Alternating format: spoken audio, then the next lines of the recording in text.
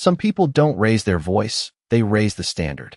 The restaurant shimmered under warm golden lights as crystal glasses clinked softly and quiet conversations floated through the air, the kind of place where a single dinner could cost more than a month's rent, and everyone moved like they belonged to something bigger than themselves.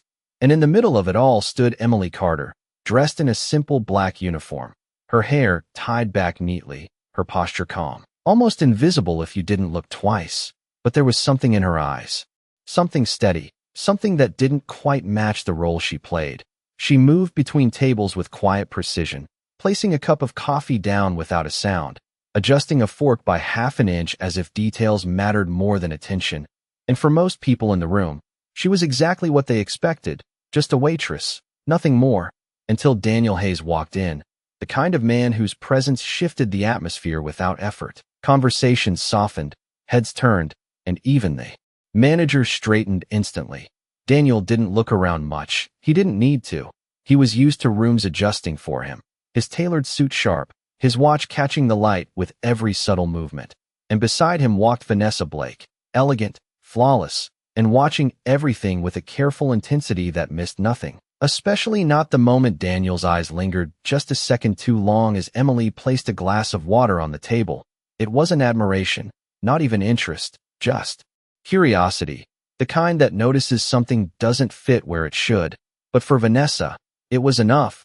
Her smile tightened slightly, almost imperceptible, as she leaned back in her chair, her voice smooth but edged when she spoke. "You can go now," she said, dismissing Emily before she had even finished setting the table. But Emily didn't rush. She didn't flinch. She simply nodded once, calm, composed, as if the tone meant nothing. And as she turned to leave, Vanessa's eyes followed her, sharp, calculating, something already forming beneath the surface, something that wasn't about a spilled drink or a missed order, something deeper, quieter, more dangerous. Because in a room full of people who measured worth by appearance, by status, by the weight of a name, Emily Carter didn't look like she belonged, and Vanessa Blake had built her entire world on making sure everyone stayed exactly where they were supposed to be. What she didn't know, what no one in that room could see yet, was that Emily wasn't standing in the wrong place at all. She was simply standing at the beginning of something that was about to change everything. The air shifted in ways no one could quite explain as Vanessa slowly reached for her glass, her fingers perfectly manicured, her movements controlled but deliberate. And when she spoke again, her voice carried just enough sharpness to cut through the soft music playing in the background. "It is strange," she said lightly, tilting her head as if studying something beneath the surface. "How some people forget where they belong the moment they step into a nicer room." Daniel did not respond. Immediately, his eyes drifting briefly toward the direction Emily had disappeared, something unsettled sitting quietly behind his calm expression. But Vanessa noticed, she always noticed, and that was when her smile returned, softer now, but colder. "Excuse me," she called, not loudly, but with the kind of authority that did not need volume. And across the room, Emily paused mid-step, turning back with the same composed expression, her posture straight, her pace unhurried as she approached the table once more. "Yes, ma'am," she said gently, her voice steady, as if nothing in the room could shake it.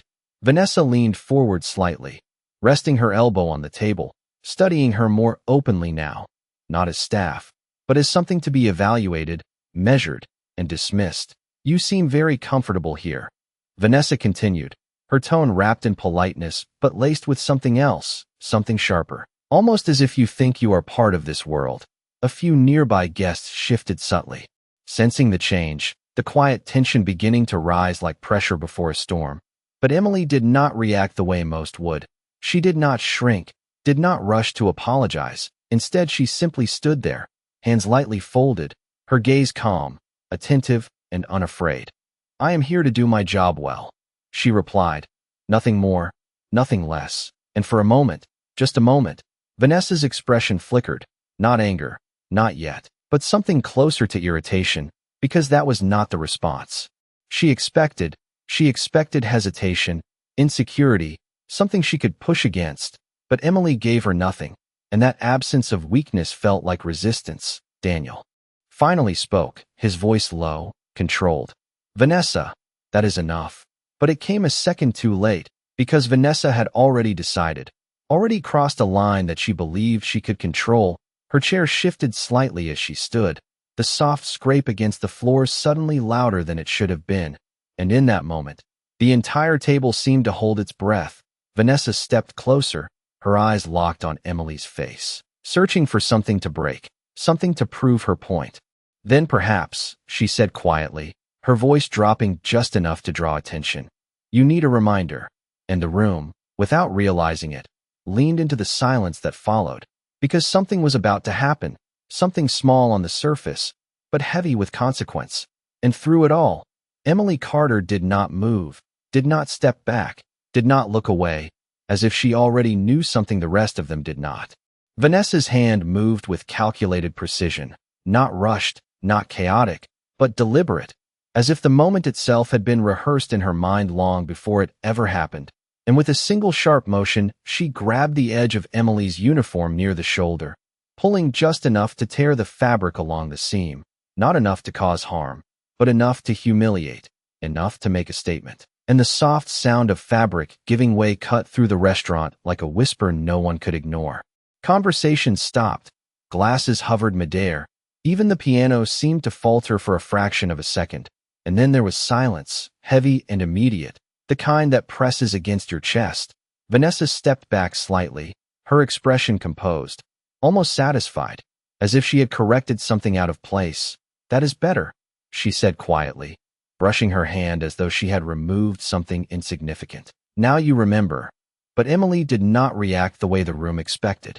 There was no gasp, no hurried attempt to cover herself, no trembling apology.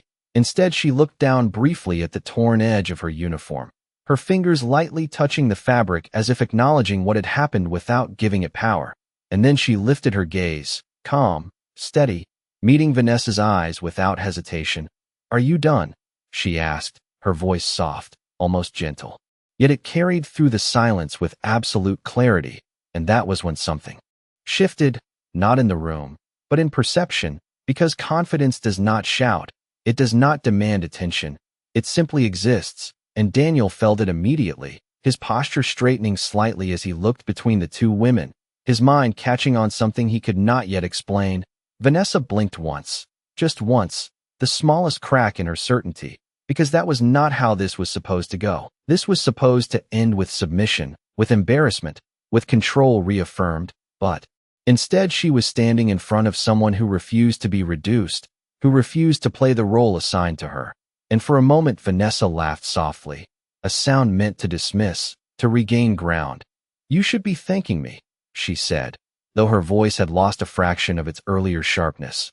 I just reminded you of your place. Emily tilted her head slightly, not in defiance, but in quiet curiosity, as if considering the words rather than reacting to them. Do you feel powerful now? She asked, and this time the silence that followed was different. It was no longer passive. It was active, stretching, tightening, forcing everyone present to confront something deeper than the situation itself. Daniel's fingers tightened around his glass, the cool surface grounding him as a realization began to form. This was not about a waitress and a customer anymore. This was about something far more uncomfortable, something about perception, about identity, about the fragile illusion of control. And across the room, unnoticed by most, the front door opened quietly, letting in a faint draft of cool night air. But no one turned yet, because all eyes were still locked on Emily Carter, the woman who stood in the center of the room, her uniform torn, her posture unchanged, her presence growing in a way no one could ignore, as if the room itself was beginning to understand that they had all misjudged her from the very beginning. The door did not slam, it did not announce itself, it simply opened, and a quiet breath of cold air slipped into the room unnoticed by most, but felt by a few, and among those few was Daniel, whose eyes shifted instinctively toward the entrance, as if something unseen had just entered the space. While Vanessa still stood there waiting for a reaction, she never received her confidence, now stretching thin beneath the weight of Emily's calm presence. Answer me, Vanessa said, sharper this time, her voice no longer smooth, but edged with something closer to urgency. Because silence was no longer serving her, it was exposing her, and Emily did not rush, she did not step back, She simply adjusted the torn edge of her uniform with slow, deliberate care, as if dignity could not be ripped, only tested, and when she spoke again her voice was even softer than before. Power does not need to prove itself in moments like this, she said, and that was when a few heads turned not toward her words, but toward the man who had just stepped fully inside the restaurant. His presence did not demand attention, but it gathered it the way gravity gathers everything around it. He walked without hesitation, his pace unhurried, his expression unreadable, a dark overcoat resting perfectly on his shoulders, and for those who recognized him the reaction was immediate, subtle but undeniable. The manager near the bar straightened instinctively. A server nearby froze mid-step, and Daniel's hand lowered slowly to the table, his gaze narrowing as recognition settled in like a quiet shock. Vanessa noticed the shift. She felt it before she understood it, the way the room had turned without her permission, the way attention slipped away from her grasp and landed somewhere else entirely.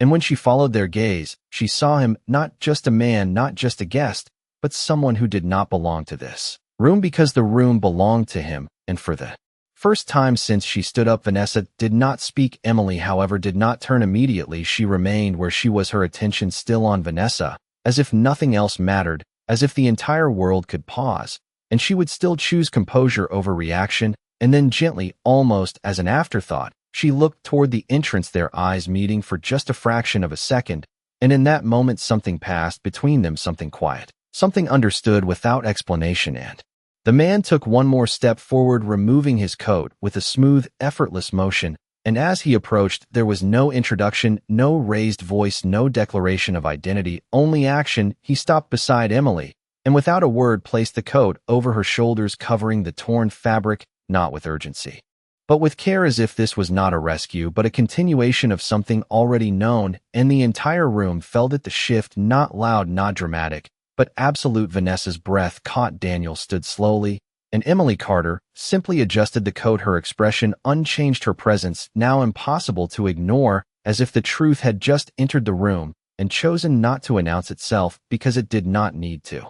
No one asked who he was, no one needed to, because recognition does not arrive with noise, it arrives with stillness. And in that stillness, the entire room adjusted itself around him. William Carter did not look at Vanessa. He did not acknowledge the tension. He did not even glance at Daniel. At first, his attention remained exactly where it had been the moment he walked in on Emily, and only Emily, as if everything else was background. And Emily did not step closer. She did not lean into him. She simply stood there, allowing the coat to settle on her shoulders, her fingers lightly touching the fabric as if confirming something already certain.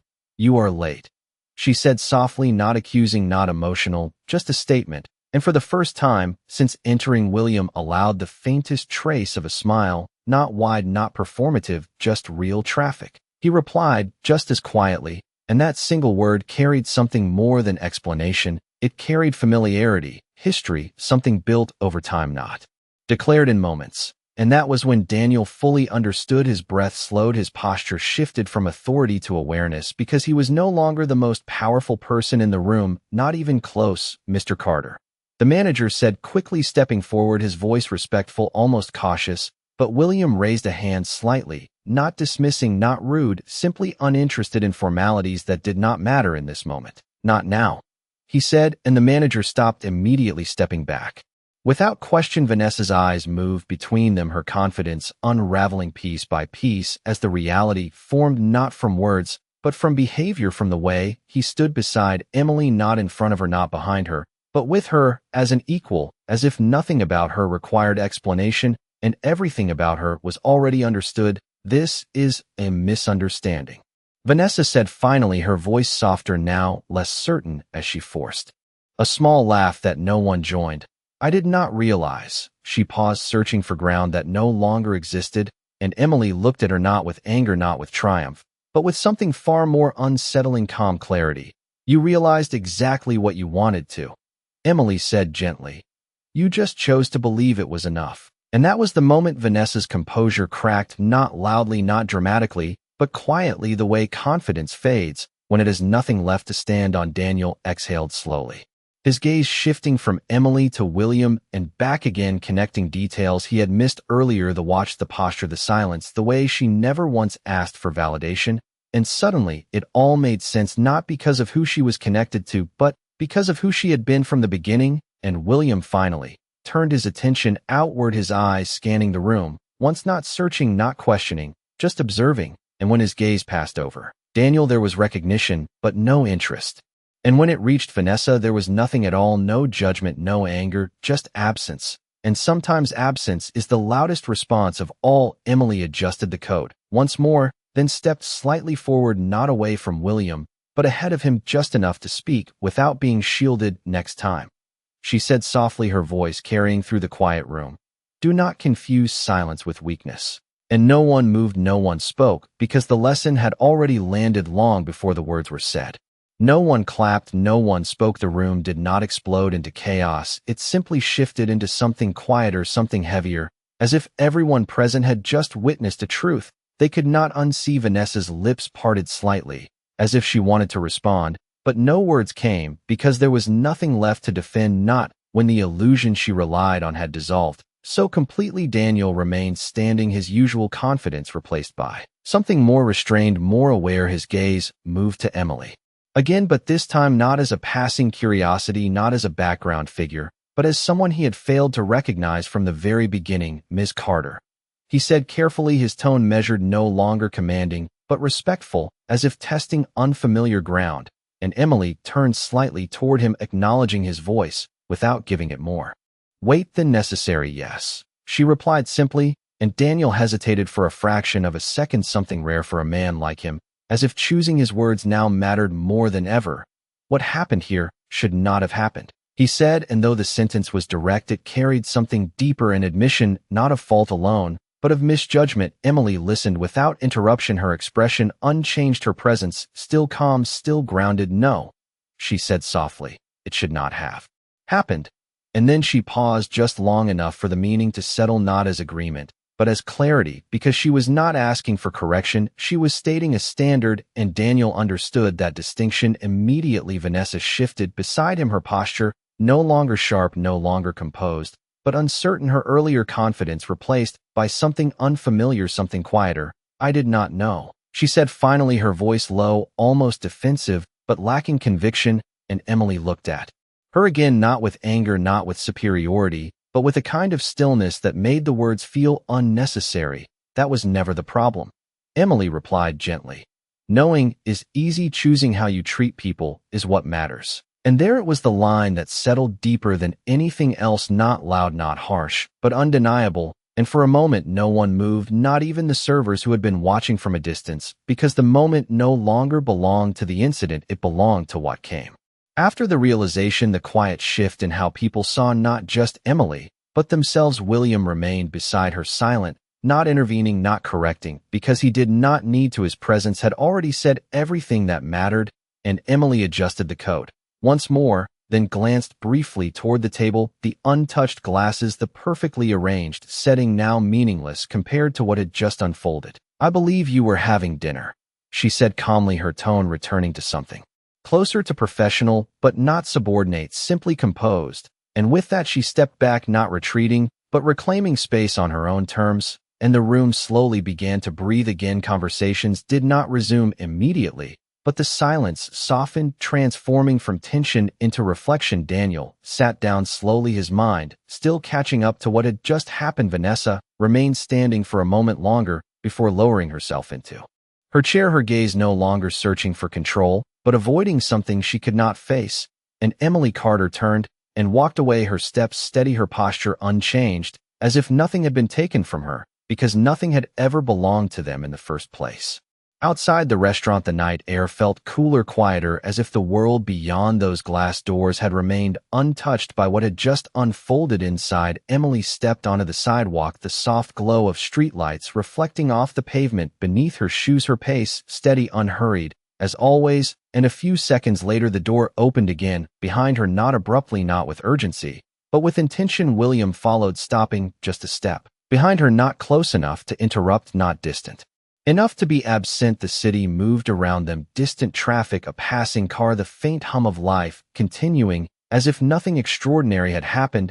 And for a moment neither of them spoke, Because not every silence needs to be filled. Emily exhaled softly, her fingers adjusting the coat around her shoulders more out of habit than necessity. You came, she said finally, her voice calm, but carrying a quiet acknowledgement of timing rather than surprise, and William nodded slightly, his gaze resting on her profile. I said I would, he replied, and there was no need to explain further, because for them consistency did not require elaboration, it simply existed. Emily looked ahead, her eyes tracing the line of the streetlights stretching into the distance. You did not have to step in, she said after a pause, not as a complaint, not as resistance, but as a statement of independence, and William's expression shifted just slightly, not disagreement, not correction, but understanding.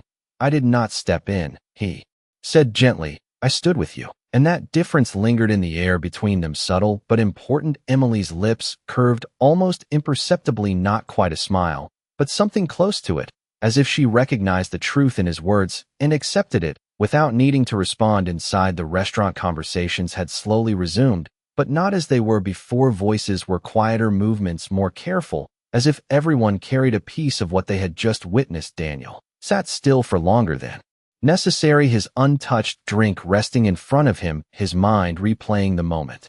Not the confrontation, not the tension, but the composure, the clarity, the way Emily had never once needed to prove anything, and yet had changed the entire room. Vanessa remained silent, her gaze lowered, not in shame alone, but in reflection, something deeper, something less comfortable, because for the first time, she was not thinking about how she appeared, she was thinking about who she had been, and that realization settled heavier than any judgment could. Outside, Emily finally turned her head slightly toward William, her eyes steady, her voice soft. Most people would have reacted differently, she said, and William met her gaze without hesitation. Most people are not you, he replied simply, and again there was no need for more, because truth, when it is clear, does not require decoration. A faint breeze passed between them, lifting the edge of the coat slightly, and Emily adjusted it once more, her posture unchanged, her presence still grounded, as if nothing about her had been shaken, only revealed.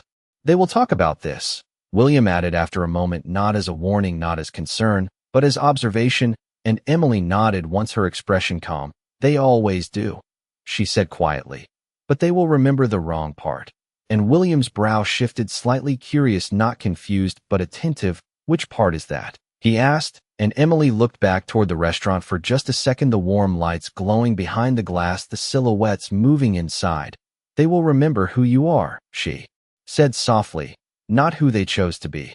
And with that she turned forward again, her steps continuing down the sidewalk, steady, certain, leaving behind a room full of people who had just learned something they could not easily forget, and a lesson that did not belong to the loudest voice, but to the quietest presence. The city lights stretched endlessly ahead, but neither of them seemed in a hurry to reach anywhere. Emily slowed slightly as they approached the corner, where the street grew quieter, the noise of traffic fading into something distant, almost irrelevant, and William matched her pace, without needing to be asked, his presence steady, not leading, not following, simply there.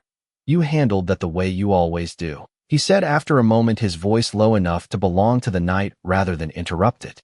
And Emily glanced at him briefly. Her expression thoughtful, not proud, not dismissive, just aware.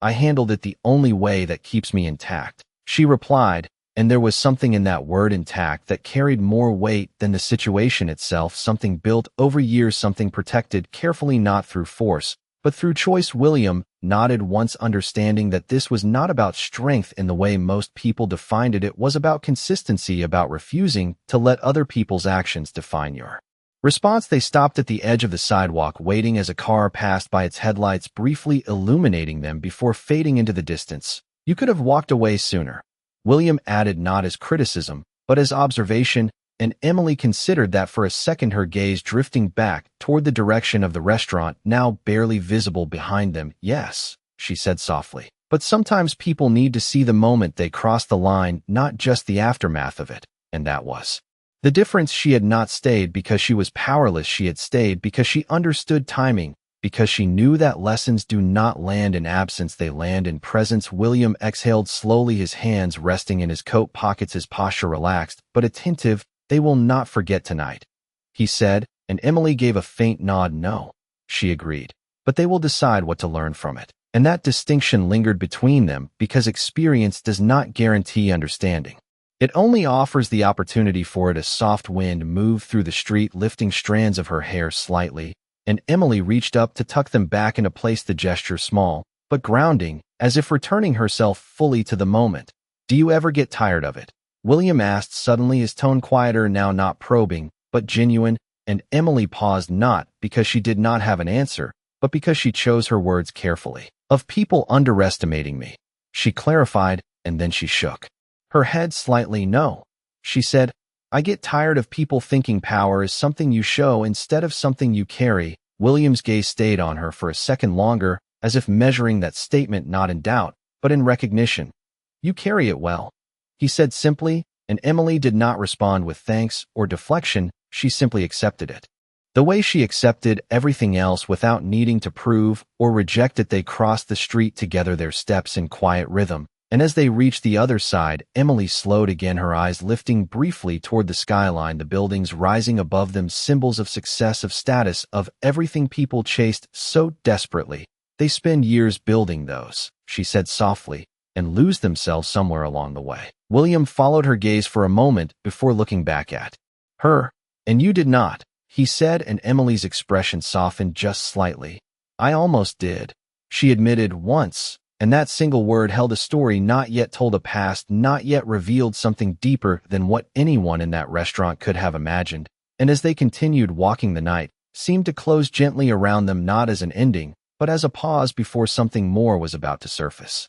They walked in silence for a while longer, until the city began to thin around them, the tall buildings giving way to quieter streets where the lights were softer and the noise no longer demanded attention. And Emily slowed again, this time not because of the road, but because of something within her, as if the weight of the night had finally settled into something more reflective than reactive. "You said almost," William said gently, his voice breaking the silence without disturbing it, and Emily stopped, her gaze drifting toward a small cafe across the street, its lights dim but warm, a place that felt removed from everything they had just left behind a long time ago. She began, her tone steady but carrying a depth that had not surfaced until now. "I thought becoming powerful meant being seen, meant being acknowledged by the right people in the right rooms." She let out a quiet breath, her eyes softening slightly, as if revisiting a version of herself she no longer recognized. "I learned very quickly that those rooms do not change who you are, they just reveal what you are willing to trade to stay in them." William listened without interruption, his attention fully on her, not out of obligation, but out of respect, and Emily turned back to him, her expression calm, but more open now.